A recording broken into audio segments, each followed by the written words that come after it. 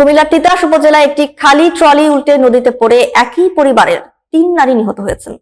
কুমিল্লা প্রতিনিধি আব্দুর রহমান সাইফ জানান, বৃহস্পতিবার দুপুর 12টায় তিতাস উপজেলার কারিকান্দি রাজাপুর সড়কের ইমন মিয়ার বাড়ির সামনে তিতাস নদীতে এই মর্মান্তিক ঘটনা ঘটে।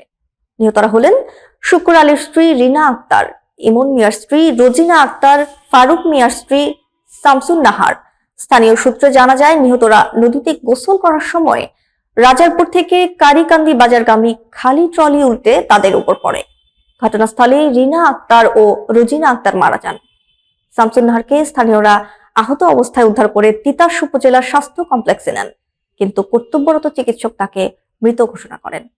এই ঘটনায় আশেপাশের কয়েক গ্রামের শত শত নারী ও পুরুষের ঘটনাস্থলে এসে মৃতদেহ দেখে কান্নায় ভেঙে পড়েন।